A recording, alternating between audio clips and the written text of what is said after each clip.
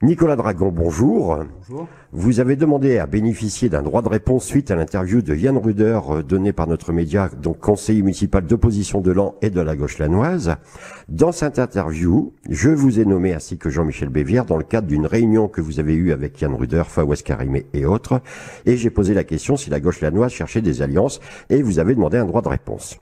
Alors, avant de commencer Nicolas Dragon, je vous propose de vous présenter. Qui est Nicolas Dragon ? Écoutez, bonjour déjà. Nicolas Dragon, c'est un habitant de Laon, c'est moi-même. Je suis né à Laon, c'est ma ville, que j'aime par-dessus tout.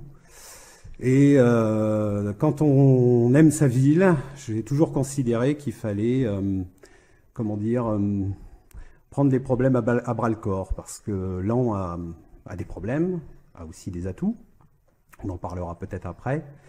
Et ces dernières années, il y a plusieurs problèmes qui sont apparus à Laon et j'ai décidé de m'investir tout naturellement dans ces problèmes-là.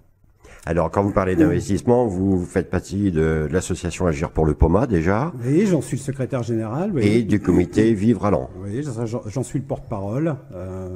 Agir pour le POMA, c'est une association qui refuse l'arrêt du POMA, pour des raisons bien précises. Et le comité Vivre à Laon, c'est un comité qui réfléchit sur un certain nombre de choses qui vont à Laon ou qui vont pas d'ailleurs. Et ces deux associations-là sont finalement complémentaires. Voilà, on en sait un peu plus donc sur Nicolas Dragon. Passons maintenant à votre droit de réponse. Alors, Nicolas Dragon, ça vous a gêné qu'un info dévoile qu'une réunion a eu lieu dans les locaux de Jean-Michel Bévière où vous étiez présent ? Non, pourquoi ça m'aurait gêné? Non, pas du tout. Ça ne me gêne absolument pas. Je sais que ça a fait les choux gras de certains sur Laon dans le monde, le microcosme, oserais-je dire, politique. Absolument pas. Il y a un moment, quand on est dans une ville, on finit par tous se connaître. Il est tout à fait naturel de rencontrer les uns et les autres et de discuter d'un certain nombre de situations. Et c'est ce qui s'est passé, tout simplement. Alors, dans un communiqué, en réponse à l'interview de Yann Ruder par N-Info, vous avez déclaré « Nous n'effectuons pas de commentaires sur les élections municipales de mars 2020 qui sont à 100 lieues des préoccupations actuelles des Lannoises et des Lannois. Nous n'avons pas annoncé de candidature à ces élections municipales. Par contre, lors d'une interview chez nos confrères de l'Actionné, vous déclarez réfléchir à une possible candidature. Vous en êtes où dans votre réflexion ? Écoutez, franchement, avec tout ce qui s'est passé depuis 2 ans sur Laon, l'arrêt du POMA, la fermeture en cascade de tout un tas de magasins tenus par le commerce indépendant, les problèmes de l'hôpital, je pourrais multiplier les exemples, ça serait vraiment vous mentir si je disais qu'on n'en a pas parlé de ces élections. Alors justement, vous dites, et je vous cite, que vous êtes conscient d'une seule et unique chose, les enjeux d'avenir, la jeunesse, l'enseignement, l'emploi, la fiscalité, le développement économique, social et touristique, et bien évidemment la question du POMA, vous venez d'en parler en général, des transports urbains en particulier, et la passerelle de la cité des cheminots de la ville de Laon. Alors, vous avez aussi déclaré, ces enjeux sont énormes, ils ne sont absolument pas pris en compte aujourd'hui comme hier, et bien évidemment, ces enjeux seront électoraux. Donc, à vous lire, vous êtes déjà en campagne pour les municipales de 2020. Mais non, parce que je veux pas me mentir, et je ne veux pas non plus dire le contraire du mensonge. De dire qu'on n'en a pas parlé, ça serait vous mentir, et de vous dire aujourd'hui, oui, je suis candidat, ou non, je ne serai pas candidat, ça n'a absolument aucun sens. Franchement, si on croit qu'en France, on règle les problèmes à chaque fois qu'il y a des élections qui approchent, on se trompe. Les élections sont en 2020, on est en 2018, il y a grosso modo 18 ou 20 mois avant ces élections. Franchement, vous interrogez un Lannois dans la rue, vous allez lui dire élection municipale, il va dire non mais attendez monsieur, vous voyez là le plein de gasoil il a augmenté, là je viens de recevoir ma feuille d'impôt. Bon, franchement, ça serait du mépris. Alors, justement, parlons de politique municipale. Alors, je remarque via les réseaux sociaux que vous êtes contre le maire. Quand je dis vous, j'inclus Jean-Michel Bévière. Pour vous, tout ce qu'entreprend Éric Delhaye ne vous convient pas. C'est pas que ça me convient pas. C'est pas du tout ça. Déjà, Éric Delhaye, je le connais bien. Il me connaît bien. On se connaît bien. Au niveau personnalité, je n'ai absolument rien contre lui. Je respecte l'être humain. C'est ce que j'ai toujours dit. Je ne l'attaquerai jamais sur sa personne. Et j'ai toujours respecté ces choses-là. Et c'est ce que je disais en rigolant avec un collègue il y a quelques jours. Je dis, on peut même aller manger ensemble le midi, ça ne me posera aucun problème. Non, ce que j'attaque, c'est sa politique du bonnet blanc, blanc bonnet. C'est le successeur d'Antoine Lefèvre. J'ai vraiment cru il y a 1 an qu'il allait avoir une rupture face à ces 15 années de direction d'Antoine Lefèvre. Et au bout d'1 an, je suis maintenant conscient de voir qu'il n'y a aucune rupture qui a été faite. Aucune rupture dans la façon de faire. On ne veut pas, dans cette ville, pour une raison que j'ignore, parler des vrais problèmes des Lannois, du problème de l'emploi, il y a 12,5% de chômage à l'an, du problème de la pauvreté, du problème des logements insalubres, du problème des poubelles à n'en plus finir sur la cité médiévale, mais il y en a même en bas. On ne veut pas parler de ces problèmes-là. On esquive, on dissimule, on cache, on nous sort des parapluies dans la rue Châtelaine, qui c'était très joli, d'ailleurs je l'ai dit, j'ai eu beaucoup de plaisir même à les prendre en photo. On nous sort du street art, c'est très joli aussi, franchement ça habille les murs, c'est magnifique, etc. J'aime beaucoup. On nous sort une initiative comme le festival Land Art, etc., etc. J'ai eu beaucoup de plaisir à me balader dans la rue ce week-end au moment des journées du patrimoine. Mais franchement, ça, une fois que c'est passé, il en reste quoi? Il y a toujours autant de boutiques fermées dans la rue Châtelaine. Il y a toujours autant de boutiques fermées dans la rue Eugène-le-Duc. Il y a toujours autant de problèmes. Donc, je ne voudrais pas que le maire de Laon soit constamment dans la communication, dans le buzz, parce qu'il s'agit de ça, dans l'événementiel. Le maire, j'ai été très surpris de voir l'article concernant un souci qu'il y a eu dans la rue Saint-Jean la semaine dernière. Dans l'Union, votre confrère de l'Union a relaté un problème entre commerçants.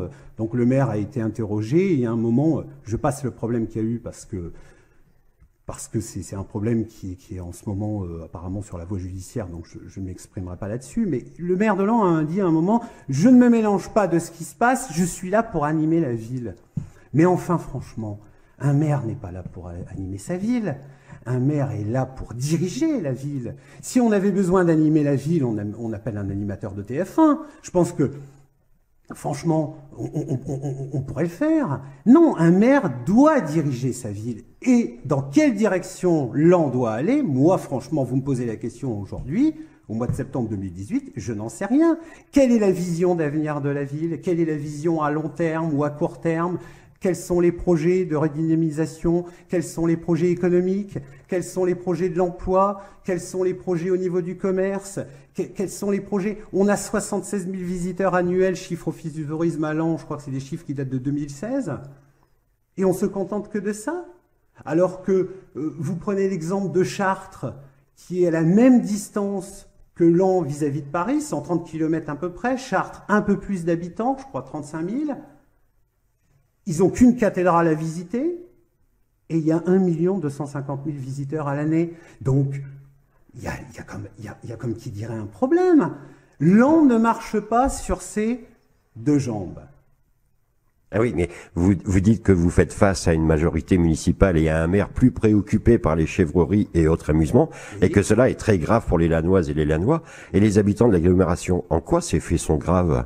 Ces faits sont graves parce que déjà, on est face à des dépenses en quantité.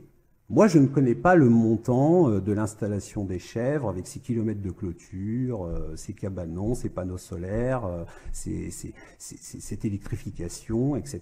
Chèvres d'ailleurs que je n'ai pas beaucoup vues, hein, comme vous le savez, puisqu'apparemment il y a eu des soucis. Je ne connais pas l'installation des parapluies.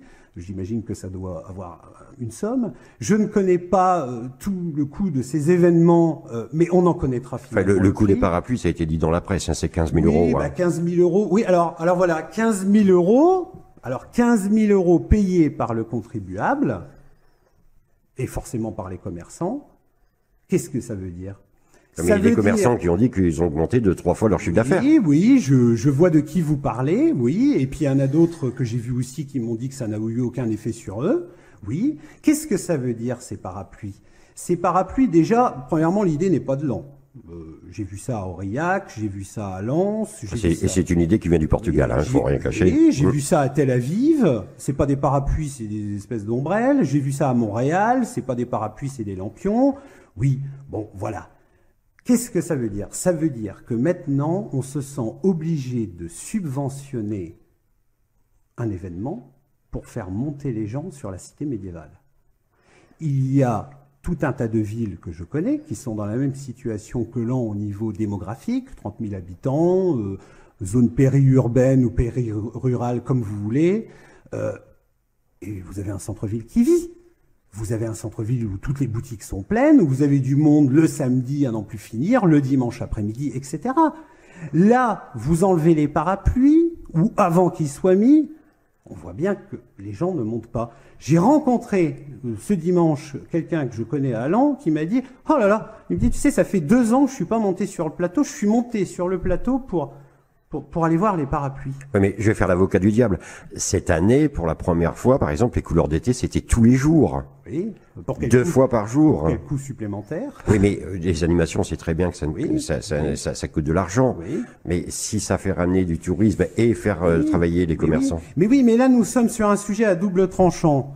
On est sur un sujet où on doit faire des animations, mais ces animations-là sont payées par le contribuable, dont les commerçants qui ont les boutiques à proximité de cet événement. Ça veut dire qu'on subventionne l'événement, les Lannois payent, les commerçants payent, pour faire monter des gens. Ça veut dire que si on veut des gens sur la cité médiévale, il faut faire une animation payante pour que les gens montent. C'est ça que je veux dire. Je veux qu'on ait ça à l'esprit. Je ne suis pas contre ces animations. Je me dis, moi-même, si à chaque fois qu'on doit faire monter du monde, il faut faire des animations, les animations vont devenir permanentes et vont durer 365 jours par an. Et d'ailleurs, quid des autres rues? La rue Eugène-le-Duc, elle n'a pas le droit aussi à avoir des animations? Elle n'a pas le droit à avoir aussi des parapluies? Ou je ne sais pas quel autre système pour ramener des clients? Non. La vérité, ce qui est très grave, c'est que le problème du commerce et le problème économique n'est pas pris en compte. J'ai vu M. Éric Delay dire il y a quelque temps dans la presse qu'il était à la fois favorable au Leclerc et favorable au petit commerce. Moi je dis c'est juste pas possible. On peut pas être assis, excusez-moi, les fesses entre 2 chaises et de dire surtout il faut ménager tout le monde parce que je connais le patron du Leclerc, je connais les commerçants, donc je vais ménager la chèvre et le chou. Non, le maire de Laon doit défendre son commerce indépendant de proximité par tous les moyens. Et il existe des moyens, peut-être moins coûteux que de faire des animations à tire-larigot sans arrêt. Ces moyens, moi je vais vous donner un exemple très simple. Vous savez le prix de la fiscalité à Laon? Mais on est au même niveau que la fiscalité de Reims, les services en moins. On est pratiquement à ce niveau-là. Bon, on a un problème de commerce. Il faut que le maire appelle les propriétaires dans son bureau, leur dise écoutez, moi je suis le maire de Laon, vous avez un problème, votre boutique, je la vois fermée depuis 5 ans, depuis 10 ans. Qu'est-ce que ça veut dire? Quel est le problème? Est-ce que c'est un problème de loyer? Est-ce que c'est trop cher? Est-ce qu'il y a quelque chose qui ne va pas? Comment peut-on en discuter, etc. Le propriétaire, forcément, va répondre.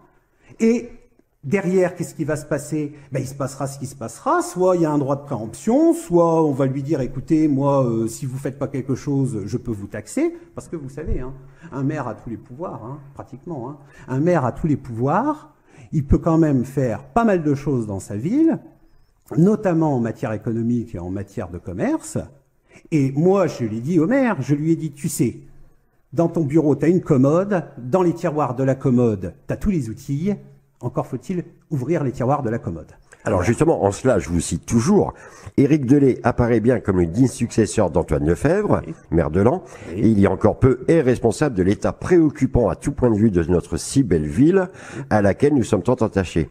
Les masques finiront par tomber. Quel masque, Nicolas Drano? La vérité, parce que, et à un moment, il faut que la vérité, elle sorte. Il faut que la vérité, elle sorte. Il faut qu'on dise aux Lannois, vous voyez les impôts que vous payez? Est-ce que vos enfants ont tous du boulot à Laon? Est-ce que vos enfants, à un moment, ne sont pas obligés de quitter Laon, comme j'ai des exemples à n'en plus finir de gens qui me l'ont dit, pour aller trouver du boulot ailleurs? Quand on aime sa ville et qu'on est obligé de la quitter parce qu'on n'y trouve pas de travail, parce que ça ne bouge pas, parce qu'il n'y a pas une grue dans le ciel à Laon, parce qu'on ne construit pas un seul bâtiment, parce que le dynamisme est rompu depuis des années, parce que c'est une ville qui ne bouge plus au niveau économique, et en fait, cette administration municipale, moi je vais vous dire ce qu'elle fait, elle fait de la gestion quotidienne. Antoine Lefebvre dit toujours, moi je fais de la gestion, bon père de famille. Mais moi, vous savez, j'ai connu des enfants dont les pères faisaient de la gestion de bon père de famille et qui avaient des trous aux chaussettes aux pieds, à l'école. Ça, je m'en souviens parfaitement. Et c'est une réalité. Donc, il y a un moment, il faut se poser les bonnes questions sur le commerce, sur le commerce. Je reviens juste en 2 mots. On aurait pu faire une zone franche concernant tout le cœur de ville, exonération de taxes pendant 5 ans pour les nouveaux arrivants, mais aussi pour ceux qui existent déjà. Parce qu'on remarque qu'à Laon, moi j'ai observé une chose, c'est que les commerces qui tiennent actuellement et qui ne ferment pas, ce sont des commerces dont les gérants sont des propriétaires, ils sont propriétaires de leurs murs, c'est payé, donc ça veut dire qu'il n'y a pas de loyer, il n'y a pas toutes ces choses-là, ça fait très longtemps qu'ils sont installés. Je ne citerai pas de nom, mais vous le savez aussi bien que moi, aussi bien sur la cité médiévale que même dans la rue Eugène-le-Duc ou d'autres endroits à Laon, et que malheureusement, les commerces récents qui ouvrent, mais ferment relativement rapidement. Je vois cette épicerie fine qui a fermé rue du Bourg, qui a 1 an après son ouverture. Ça veut dire qu'il y a un problème. Mais il va y avoir la mise en place d'un marché couvert, il y a les boutiques éphémères, il y a... Ça ne vous convient pas non plus? Par exemple, un marché couvert, ça va... Mais si, un marché couvert, ça sera très bien, mais moi j'ai encore vu un épicier qui me dit c'est encore me faire de la concurrence, alors que j'en bave déjà comme ça depuis que le Grand Frais a été ouvert. Voilà, donc, on ne satisfera jamais personne, mais moi je pense que pour régler la situation du commerce à Laon, il faut absolument une manière forte, une mesure forte, exceptionnelle, une zone franche, pendant 5 ans, le temps de rétablir la situation et d'y voir clair. Et aux propriétaires récalcitrants, paf, une préemption, et on verra bien ce que ça donnera. Alors, c'est ce que vous proposez aux Lannoises et aux Lannois, mais quel serait votre programme pour les prochaines élections municipales? Pour que je vous donne mon programme, il faudrait que je sois candidat. Or, j'ai pas annoncé... Vous avez quand même des idées. Vous êtes dans la réflexion. Oui, donc, si vous êtes dans la réflexion, c'est que vous avez des idées pour la ville de Laon. Évidemment qu'il y a des idées, mais enfin, si... mettons une seule seconde que je serai candidat aux élections municipales. Partons de ce principe-là. Et si je dévoilais mon programme là tout de suite maintenant? Mais je pense pas que ça amuserait nos auditeurs de me voir tout nu devant leur écran. Parce que je me retrouverais à poil. Voilà. Et j'ai pas envie de me retrouver à poil. Pour l'instant, le maire de Laon est là. Il est là jusqu'en mars 2020. C'est à lui de faire ce qu'il faut faire. Alors, Nicolas Dragon, on va passer sur un autre sujet. Justement, je profite de votre présence pour faire le point sur le dossier du POMA. Alors, vous en êtes où avec le tribunal, l'administration? Parce que c'est un peu compliqué, là.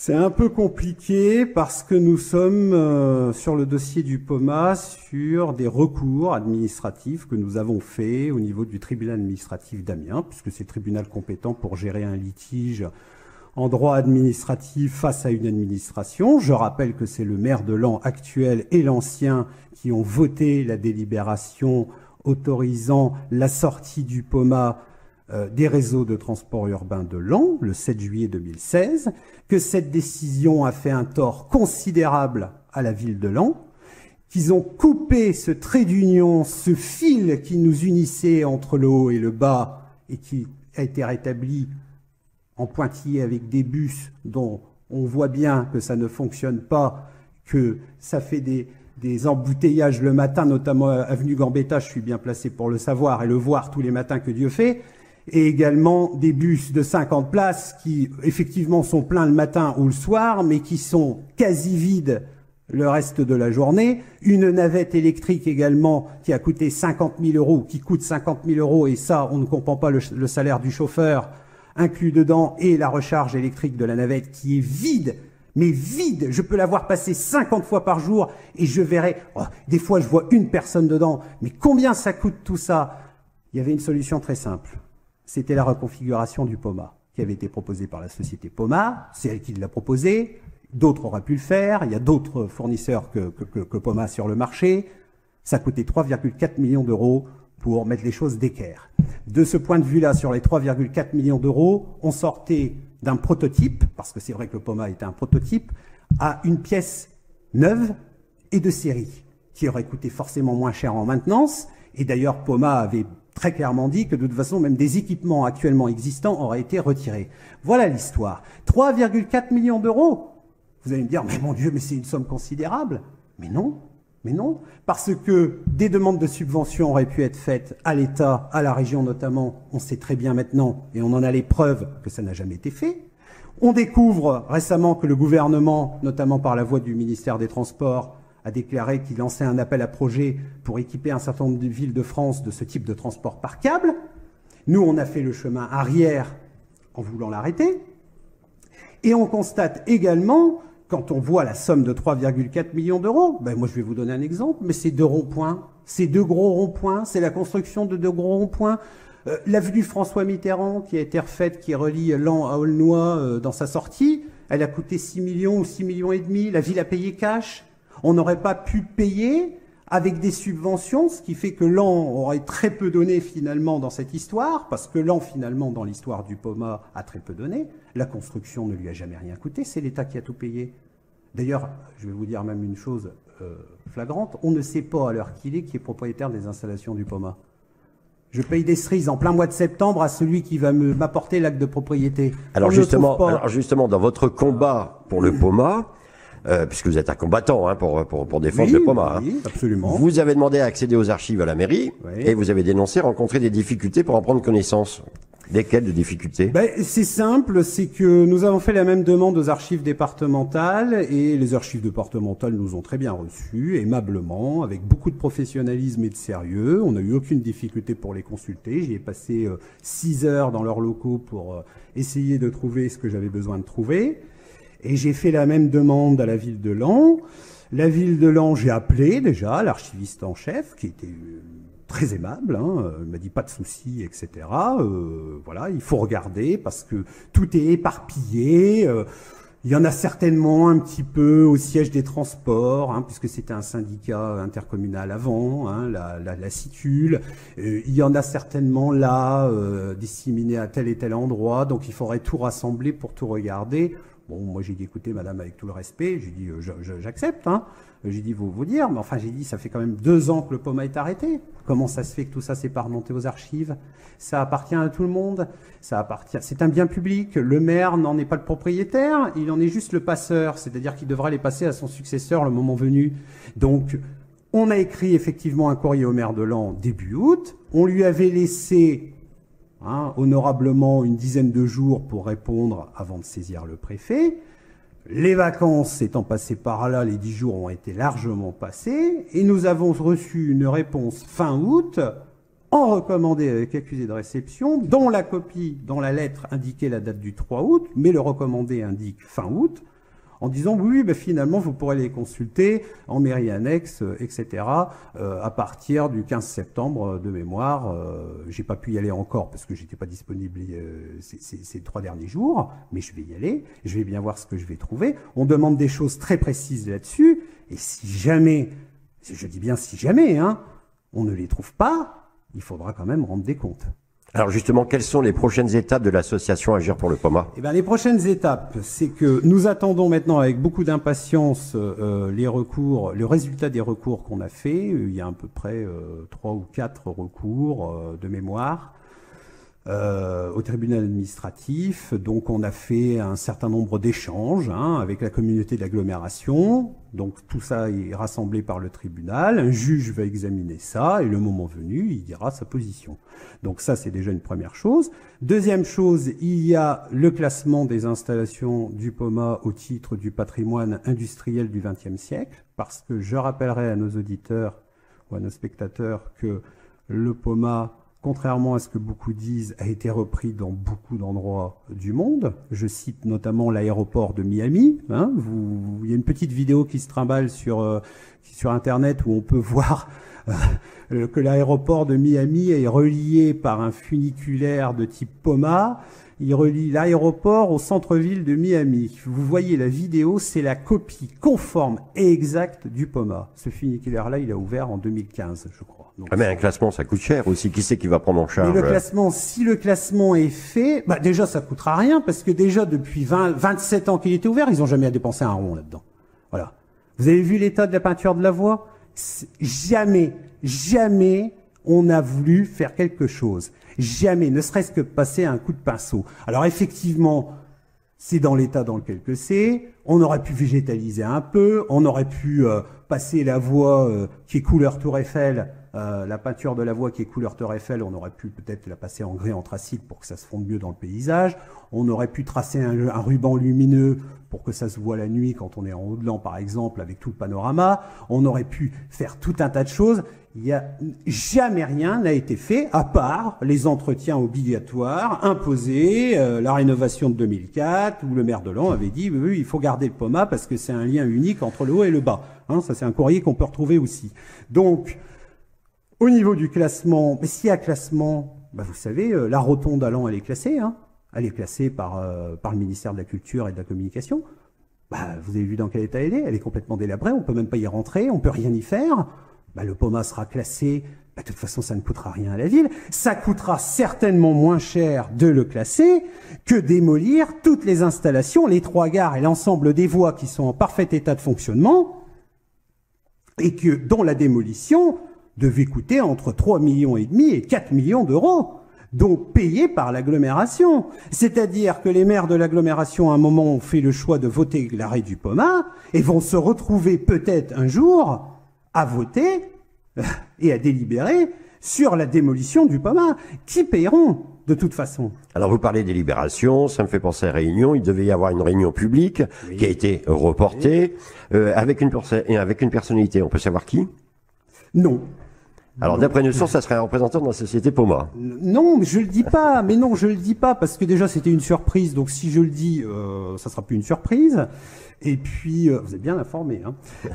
Ça, je dois le dire. Mais je le dis pas parce que on devait faire une surprise. Et puis cette personne-là n'a pas pu venir pour des contraintes d'agenda comme ça peut arriver des fois. Voilà, vous avez un truc qui tombe, vous retenez une date et puis paf, en plein milieu de la journée, vous avez un truc qui tombe le 21 septembre. Donc on a heureusement su ça une semaine avant. La réunion est de toute façon pas annulée. Non, j'ai dit reporter. Ah oui, excusez-moi, parce que ça c'est quelque chose qu'on m'a dit. Non, j'ai dit reporter. Voilà. J'ai repris votre texte sur votre page. Voilà, donc la réunion n'est pas annulée, mais reportée. On est en train de travailler à retrouver une date qui conviendra à tout le monde, hors période de vacances, parce qu'on sait bien que quand il y a des vacances scolaires, il y a déjà beaucoup moins de monde. Donc on est en train de retravailler à ça. Alors, vous en avez parlé tout à l'heure, mais je voudrais revenir dessus. La commune a mis en place une navette électrique, donc pas polluante, qui relie le bas et le haut de Laon. Pourquoi vous êtes pour, vous êtes pour ou contre cette navette? Et pourquoi? Parce que, en fait, elle est là pour remplacer le Poma. Il y a eu les journées du patrimoine. La navette était gratuite. Il y a quand même plus de 70 personnes qui ont pris la navette. Oui, à 50 000 euros la location, ça fait cher le ticket de la personne, même gratuit. Mais la navette, oui, elle est très bien. Elle a toute sa place sur le plateau en circuit fermé. Elle roule sur le plateau en circuit fermé avec un Poma reconfiguré. Oui, évidemment, oui à la navette électrique, parce qu'effectivement, elle ne pollue pas, elle est capable d'emmener un certain nombre de personnes, et ça peut être une bonne chose. Mais là, on utilise cet engin qui est apparenté à une caisse à savon qui dévale l'avenue Gambetta et qui la remonte péniblement. Alors surtout, heureusement qu'elle est déserte, parce que elle serait pas déserte, 20 personnes là-dedans ou 22 personnes là-dedans, elle arrive déjà pas à monter à vide. Alors, c'est pas fait pour ça. C'est pas fait pour ça. C'est encore une espèce de poudre de perlimpinpin, comme j'ai eu l'occasion de dire chez un de vos confrères de la presse écrite il y a pas longtemps. On annonce, on met en place un système, on ne réfléchit pas, et puis on dit, vous voyez, j'ai fait quelque chose. Non, ça n'a aucun sens. C'est pas comme ça qu'il faut agir. Voilà. Nicolas Dragon, en fait, il y a combien d'adhérents au sein de l'association Agir pour le Poma? Eh bien, on est un peu plus d'une centaine d'adhérents, grosso modo. Moi, j'ai pas les chiffres définitifs en tête parce qu'on devait faire un renouvellement de cotisation à cette fameuse réunion. Alors justement, c'était justement il y a Voilà. d'adhérents à jour de cotisation. Voilà, Parce que... comme on est en fin de cycle, je dois dire, j'aurais pu vous répondre si on avait fait la réunion le 21. Donc, je pourrais répondre après. Ah ben, on se reverra après. Voilà. Nicolas Dragon, je vous remercie. De par le temps imparti, nous n'avons pas pu développer tous les sujets. Je voulais parler du parking de l'hôpital, de la blanchisserie. Je voulais vous parler de la rue Saint-Jean, mais on n'a pas le temps, puisque je réserve 30 minutes à chaque personne. Hein. Mais ils feront l'objet d'autres interviews. J'espère que vous les accepterez. Et je vous dis encore merci. Merci à vous, puis bonne soirée.